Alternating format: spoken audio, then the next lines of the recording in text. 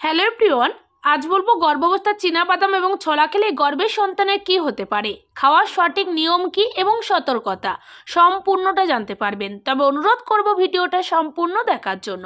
তো চলুন এবার জেনে নেওয়া যাক।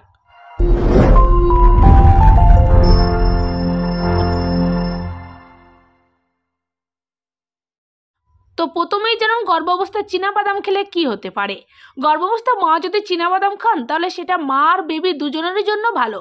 চীনাবাদামে প্রোটিন, ফাইবার আর ভালো চর্বি থাকে, যা গর্ভকালীন সময় শরীরের জন্য খুবই উপকারী। এতে মা ও বেবির স্বাস্থ্য ভালো থাকতে সাহায্য করে। চীনাবাদামে থাকা প্রোটিন, ফাইবার আর ভালো চর্বি মায়ের শরীরের জন্য ভালো কাজ করে।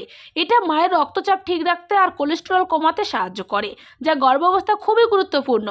এছাড়া চীনাবাদাম শিশুর মস্তিষ্কের বিকাশ এবং দৃষ্টিশক্তির উন্নতির জন্য সহায়ক।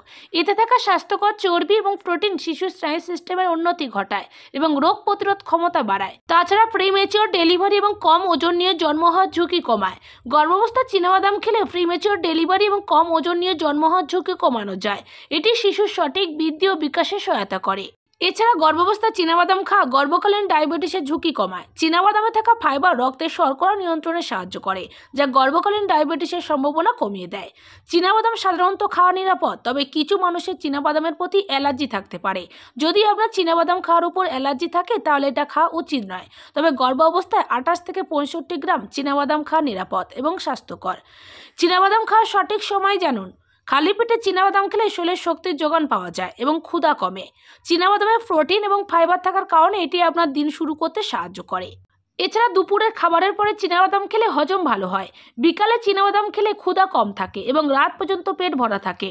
তাছাড়া রাতেও খেতে পারেন। ঘুমোতে যাওয়ার আগে চীনাবাদাম খেলে শরীরে প্রোটিন এবং ফাইবার সরবরাহ থাকে, যা ভালো ঘুম সহায়তা করে। চীনাবাদাম যদি পানিতে ভিজিয়ে রাখা হয় তবে সেটা শরীরের জন্য অনেক ভালো। এতে যে পুষ্টি উপাদানগুলো থাকে সেগুলো সহজে শরীরে পৌঁছায় এবং হজমও ভালো হয়। এর ফলে পেটের সমস্যা যেমন কোষ্ঠকাঠিন্য দূর হয় এবং রক্তচাপও ঠিক থাকে। চীনাবাদাম খাওয়া শরীরের জন্য ভালো, কিন্তু অনেক বেশি খাওয়া ঠিক নয়। এতে অনেক ক্যালোরি থাকে, তাই বেশি খেলে আমরা মোটা হয়ে যেতে পারি। কিছু কিছু মানুষের চীনাবাদামের সাথে সমস্যা থাকতে পারে, যার কারণে তারা চীনাবাদাম খেতে পারে না। আবার চীনাবাদাম খেলে পেটে গ্যাস বা ফাঁপা হতে পারে। গর্ভাবস্থায় চীনাবাদাম খাওয়া মা শিশুর জন্য ভালো, কিন্তু খুব বেশি না। সঠিক পরিমাণে খাওয়া দরকার। যদি ঠিক সময় ও সঠিক পরিমাণে চীনাবাদাম খাওয়া হয় তাহলে মা, শিশুর শরীর আর মন ভালো থাকবে। এবার যেমন গর্ভাবস্থায় ছোলা খেলে কি হতে পারে। গর্ভাবস্থায় মায়ের খাবার ও স্বাস্থ্যের প্রতি নিতে হবে বাড়তি যত্ন। এই সময় মায়ের শরীরে অতিরিক্ত ভিটামিন ও খনিজ প্রয়োজন হয়, আর পুষ্টির অভাব থাকলে তা ভ্রূণের বিকাশের উপর নেতিবাচক প্রভাব ফেলে। গর্ভাবস্থায় পুষ্টিকর খাবার মা ও শিশুর সুস্বাস্থ্যের জন্য উপকারী। এই সময় মায়েদের জন্য ছোলা খাওয়া খুবই উপকারী। স্বাস্থ্যকর ও পুষ্টিকর খাবার ছোলা গর্ভাবস্থার ডায়েটে রাখা প্রয়োজন। এতে protein, fibre, calcium, iron, potassium, magnesium, carbohydrate এবং ফলের জাতীয় পুষ্টি উপাদান রয়েছে। এইসব উচ্চ পুষ্টিগুণের কারণে গর্ভবতী মায়ের জন্য সবচেয়ে ভালো খাবার। ছোলা গর্ভাবস্থায় রক্ত স্বল্পতা প্রতিরোধ করে।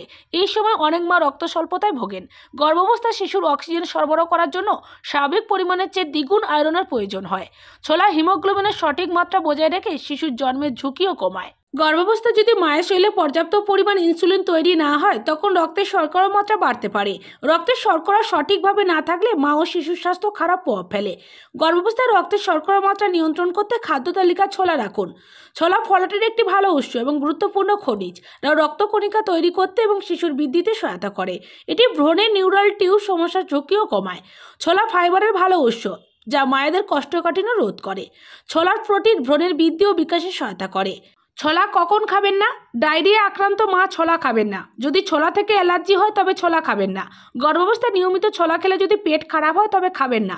তবে চীনাবাদাম এবং ছোলা খেলে গর্ভের সন্তানের অনেক উপকার হয়।